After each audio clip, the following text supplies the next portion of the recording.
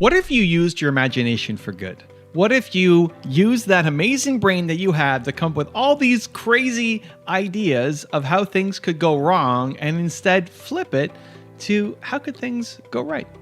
Whatever idea that you've got that's been given to you that you know you want to go off and build and create and serve and build this amazing company. It's going to have a big impact on the world.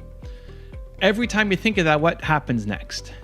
Often what happens is all the voices that say that you can't do it and all the reasons why it's going to fail and not work out and all the fears and all the insecurities. Immediately, none of this stuff has even happened yet, right? How many times have you talked yourself down from a big idea where nothing's even happened yet and you've already projected forward all the things that could fail and go wrong and how you're going to suck, right? Has that happened? The key is to flip that and have this imagination serve you instead of hold you back. Because every time you go from that moment of inspiration to wanting to start something to then having your imagination hold you back and help you play small, it prevents you from accomplishing your goals. It keeps you stuck where you are right now, feeling like, man, you've got so much more inside you to give, to serve, to help, to build, to create. And yet you're still stuck here. And it's almost the worst feeling. It's better to have no goals or ambitions and just be happy with where you are than have goals, ambitions, know that you're capable of so much more and just stuck because you're scared. And most of the things that we're afraid of haven't even happened yet and have no shot of happening. But we've manufactured all of these things in our head. There's a great story about two wolves. There's two wolves that live inside you. There's the wolf that wants to do good and serve and help and do amazing things. And then there's a wolf that's negative and toxic and holds you back and has all your fears and insecurities. And it's this constant battle, these two wolves inside you as to which one's going to win. And so which one ultimately wins? Well, the wolf that you feed. Which wolf are you feeding? Using your imagination, are you feeding the wolf that lives in fear and insecurity and doubt and scarcity? Or are you feeding the wolf that is love and kindness and belief and good and service? Right? And you can pick. And it's not 100% zero, right? It's a daily battle. And the goal is to feed the love wolf a little bit more than the hate wolf. If you train yourself to do that, everything starts to change. Okay, so that's a great theory. Awesome, Evan. How do you actually do it? Let me share 3 quick ideas that I think will help you. Number 1 is to create a habit. You are what you consistently do. So having habits that set you up to lead yourself in a positive way really, really, really helps. One of the most important habits that I do for myself every day is I set an intention for the day. So I wake up, as I'm walking to the bathroom, putting on music, and then while I'm in the bathroom, I'm looking at my calendar and seeing what am I doing today? First, I have to remember what day is it? What day of the week is it? What day of the month of it? What day is the year of it? I don't even know. I just woke up. My head is in a blur when I first wake up. So I put on some music, make me feel a little more energetic and happy, and already that starts to shift my mood in a positive way. I'm not putting on music that makes me feel low and tired and want to go back to bed. No, I'm putting on happy music, usually oldies, that make me want to move. Like, yeah, okay. I'm just naturally dancing and moving around a little bit more. But then I look at my calendar and I see, what am I doing today? And I do different things on different days of the week. Monday's mentoring my team day. Tuesday is YouTube day. Wednesday is my project day. Thursday is my public facing day, interviews, podcast. Friday is my CEO day. Saturday is fun family day. And Sunday is admin day for the family. And then Monday was back to mentoring day, and it repeats. But I don't remember what day of the week it is when I wake up. So as I pull out my phone, I look at my calendar and I see, what do I need to do today? And what's my intention today? So today, as I'm filming this, it's a Tuesday because Tuesday is my YouTube day. And so as I'm setting myself up for today, I look at my phone and say, oh, it's Tuesday. I'm filming videos. What's my intention for today? Well, my intention is to try to make the best videos that I've ever made. That's my goal. It's my intention. I want to deliver. I want to be proud of what I made. And it's really difficult to make the best videos that you've ever made every week. And maybe I don't accomplish it, but it's still the intention. Having the intention for the day sets you up for a better day than not having an intention. Most people wake up and they pull out their phones too, and they start responding to other people's emergencies. Step number 1 becomes respond to everybody else's emergencies and demands on my life instead of me taking some control. right? It's really hard to have a great life and an intentional life when all you're doing is responding to what other people want you to do, because the world will have tons of different things that they want you to do. So instead, you create an intention for yourself. It doesn't have to take long. Oprah Winfrey says that she takes 5 minutes every day to center herself. And if you don't find the time for 5 minutes a day, you don't deserve the life of your dreams. It doesn't have to take long. This is not a 4-hour meditation.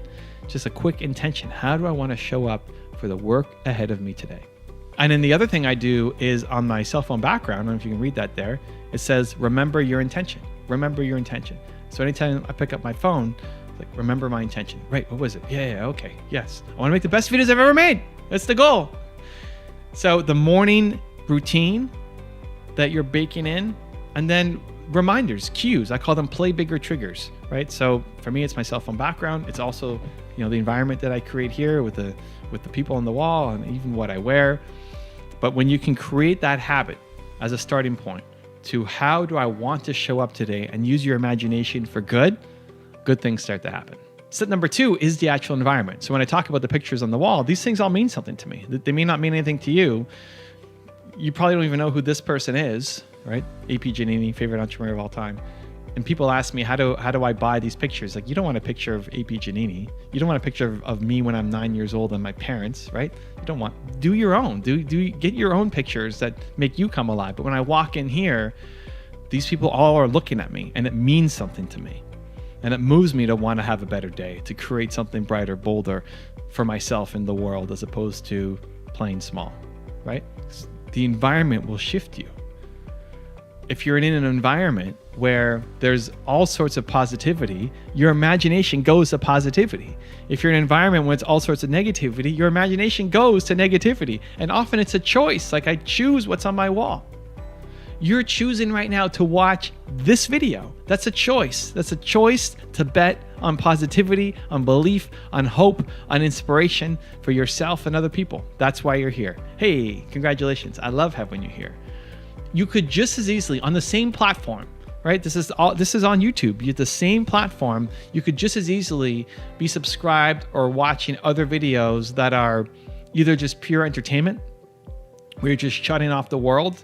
You have your goals, you have your ambitions, you have your desires, you know what you're supposed to do today. But instead of doing that, because it's too scary or too big or you're afraid of failing, you're going to go watch the NBA highlights, or you're going to go watch whatever other entertainment videos are out there. It's not negative, but it's not allowing you to actually go off and accomplish your goals. You're just procrastinating. Has that happened to you? Instead of doing what you need to do, you're watching some video, and now 3 hours later, you're still diving deep into stupid entertainment videos.